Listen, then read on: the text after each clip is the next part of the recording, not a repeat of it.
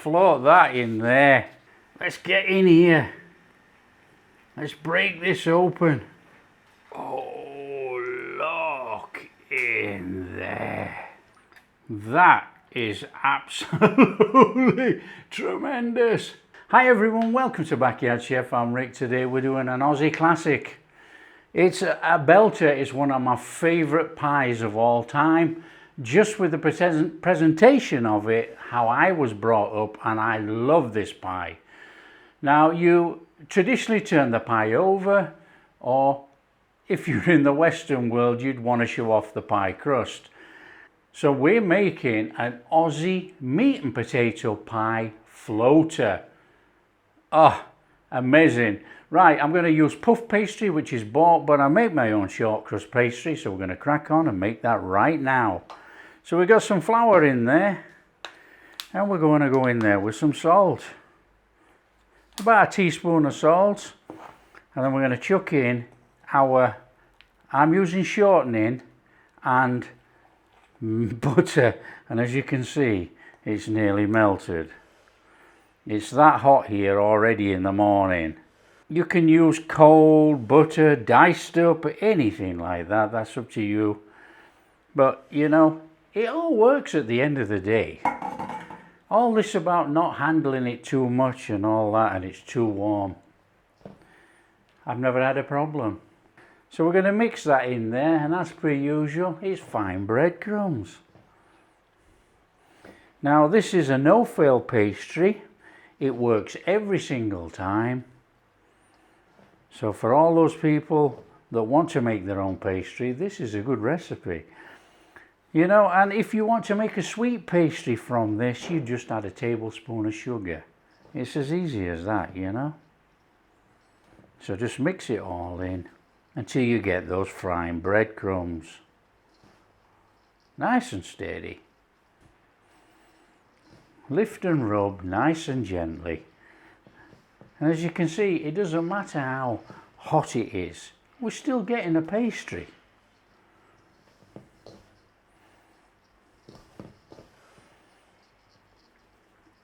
Now, agreed, if you were actually making puff pastry, everything would have to be really cold. Doesn't matter about short crust pastry. If you have a food processor, whack it in the food processor. It's done within seconds. But you know, 5 minutes and it's done.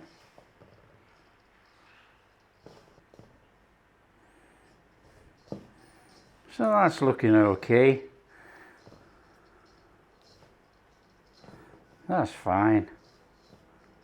So that's our dry ingredients. So we're going to go in there with some water, a little splash of apple cider vinegar, and we're going in there with an egg. Now it's a rich short crust pastry and the egg is required. And then we're just going to bring it all together. In we go.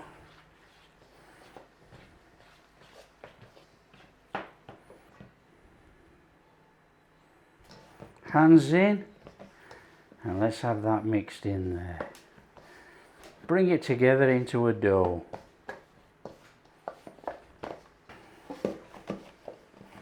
So there you go, there's our pastry.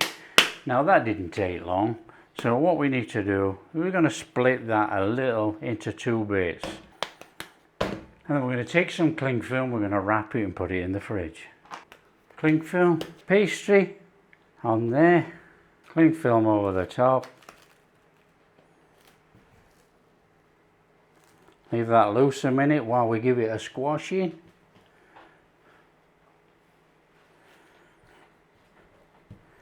Now, all we're doing here is we're just making a little disc shape actually.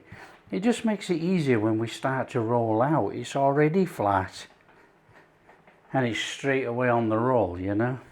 Okay, that's 2 bits of pastry and we're just going to stick those in the fridge. Okay, we're going to crack on with the filling for our Aussie pie, and I've got some good old Aussie Vegemite. Ingredients for me is an onion and some garlic. Garlic is optional. Some people don't like garlic in their pie. I like it. So we're just going to give that garlic a little once over, and we're just going to give it a little chopping. That'll do for me. So we're going to chuck that in a bowl. Onion, onion, fine dice. Fine dice it whichever way you want. If you want to do the silly parallel cut, get on with it. There's too many people telling you how to cut onions like that. It's the most ridiculous thing in the world. And they insist on it. These would-be chefs with hundreds of thousands of subscribers telling you how to cut into your hand with a knife. An onion is made up of segments. So when you cut across those segments, you're already making a dice.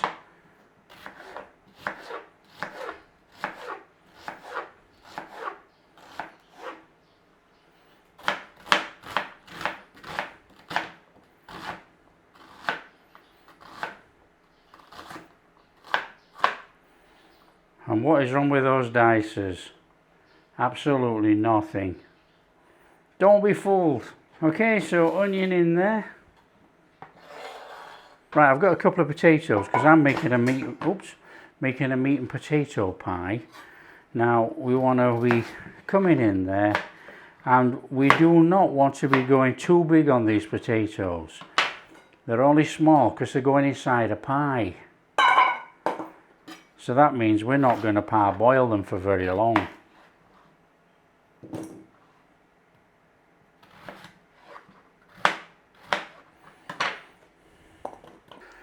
Okay, pan on, in with a little bit of oil. Don't have to go too crazy with the oil. Get your pan on. Are we worried about the pan warming up? No. In with the onions and the garlic. In with a good pinch of thyme. Thyme is optional, but I like it. In with some salt. Now I'm not using much salt because I'm using the gravy granules and it contains salt. In with some black pepper. Now I like my pepper in my pies. Now you could do this and season the meat, or you could just whack it in now. Unfortunately, my wooden spatula has split. I'm using a spoon. Try not to scrape the spoon.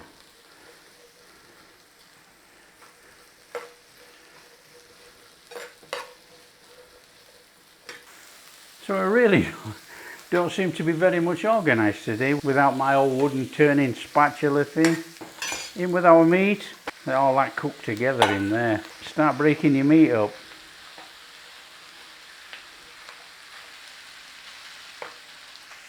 Potatoes in your pan, and we're going to set those to boil.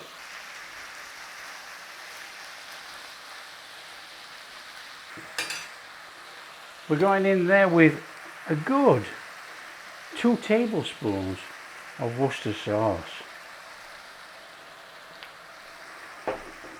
Let's have that a cooking in there. Get that flavour in. Just break up your meat a little bit. In we go with a good 2 tablespoons of tomato puree or tomato paste, whatever you know it by. Little mix in.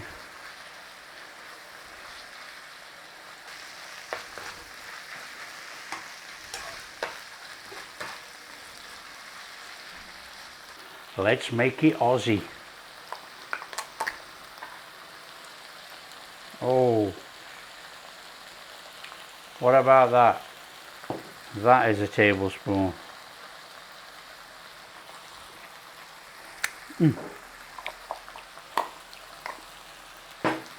Love that taste. There's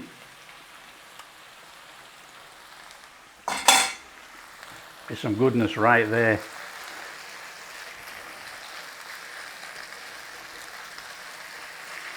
So let's have that in there. Okay, I've got some beef stock here made up with beef powder. Let's have that in there. Now you can make it whichever way you want. You can use cubes or you can use powder. I'm not gonna lie, this is no. I actually like the Knorr products. I've used it professionally for years. So this is Knorr brown sauce, I think they call it, but it's actually gravy granules. They do a demi-glaze as well, which is very good, but you have to be careful sometimes. There is a big salt content in there.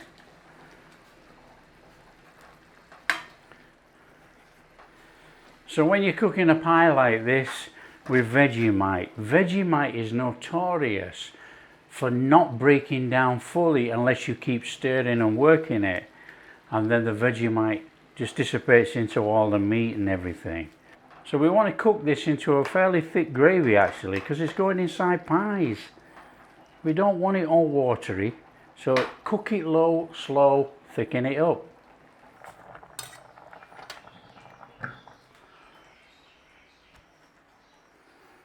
Okay, for potatoes then, as soon as your fork starts to go into the potato and there's a bit of resistance there, they're done. Because they're going in here. Drain and in. Or, let's save time on draining, let's just put them in. If you get some of that potato water in there, that doesn't matter. So let's just have those gently in there.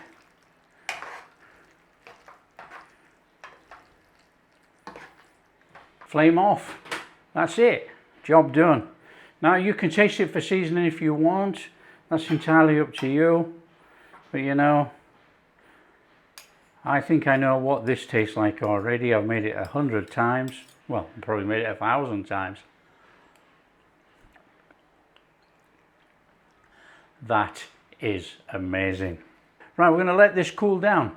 We're going to let it cool down before we make our pies.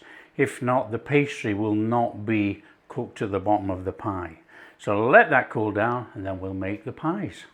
Okay, pie filling's cooled down a little bit. And that's our pastry out of the fridge. We want a little bit of flour on there, look. It's nice and steady, this one. Probably put a little bit more on. A little bit of flour on the old pin. And we need to start rolling this out. Okay, now I've got a couple of these loose bottom tins here. I'm going to use these. So we need enough of that to come into the top of there. So if that's our tin, we need to be coming round there. Somewhere like that. We want a good 2 inches or more round the top of there. And then all we're going to do is shove that in there.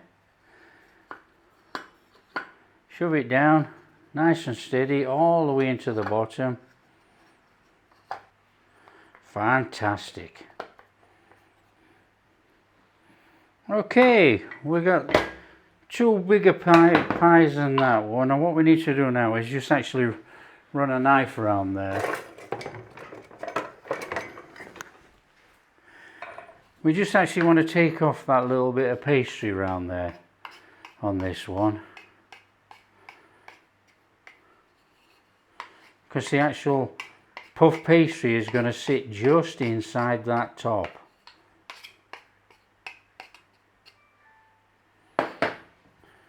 So just do that with all your pies. Get that. Delicious meat and a good piece of potatoes in there. Squash it in. Want it all the way into the bottom.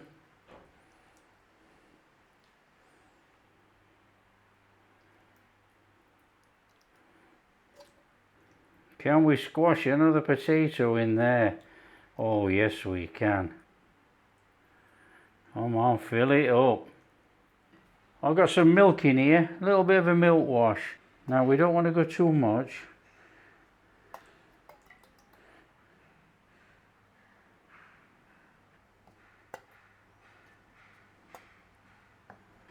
And then like I said at the intro, we're using store-bought puff pastry straight over the top.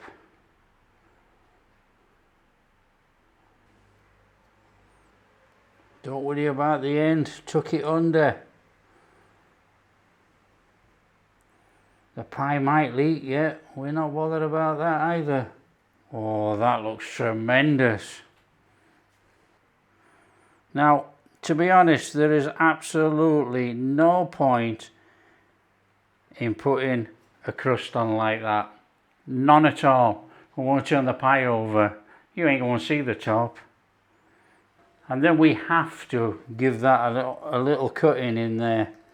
This pie has to vent off as it's cooking.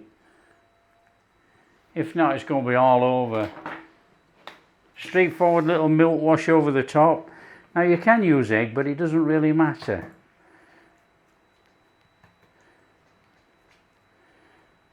Obviously egg's going to give it a more yellow colour, but to be fair, all we're trying to do is stop this from burning because we're going to flip the pie anyway. Okay, so that's straightforward enough. I've got the oven tray and we're going to bob those on there. Just like that. So there's our pies on our tray. I'm using the air fryer oven today as per usual. You know, it's sitting on the side. I use it all the time. Now if you've got a normal oven, use a normal oven. And it goes in about 180 for about 35 minutes, somewhere around there. We're going to shove this in here at 180 for about 30 minutes. We're going to preheat the oven, so obviously you preheat your normal oven at home. Okay, so while that's warming up a little minute there, what we're going to do, I'm just going to measure these biggish tins because someone's going to ask me what size tin they are and I have no idea. So we're using, it's a 5.5 inch tin. 5.5 with a 2-inch depth. So 5.5 by 2.5, sorry, 5.5 by 2 inch, and this is a small one, and this is 4.5. Okay, that's heated up enough. It's had 3 minutes. I'm not wasting any more time. In there with our pies. We're going to set the time, and we want the time for about 30 minutes. As easy as that. We've got it at 180. Let's get it cooking.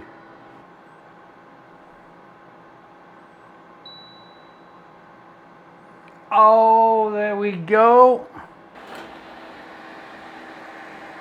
Oh man, look at those. Oh, just look at those. Oh, they look fabulous. They're too hot at the moment, so we're going to have to let them cool down a little bit, and then we're going to turn them out and float them on our mushy pea soup. Oh, yes. Look at these. Still a bit warm actually. Will they come out? Oh. Look at that. What a pie. What a pie. Well, that'll do. We're not going to take them all out. We might as well just use that one. I'll eat the rest later. Just look at that. Perfectly cooked all the way under the bottom. That is superb. All we need to do now is plate it up. And this is my mushy peas. There's a link on the channel right now up here or in the description how to make real mushy peas. If you can't make mushy peas, you can buy them in a tin. Bachelors are a good brand, but it depends where you live. Oh, and we're going to serve it up with this. Come on. It's called a floater. In goes some peas. And then we got that lovely, lovely crispy pie. Oh no. Turn it upside down. Oh, float that in there. Ready for this? Oh man. That looks absolutely tremendous. You know, it's down under and it's an Aussie job. We're going on there with the ketchup. Oh, ketchup. But you know, you can't eat peas without mint sauce. Oh, come on.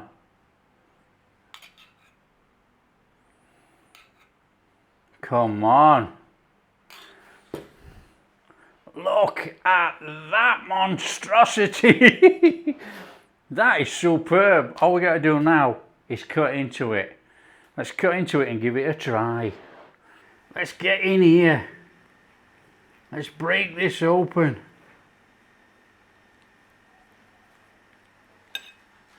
Oh, look in there. Oh, that is absolutely tremendous.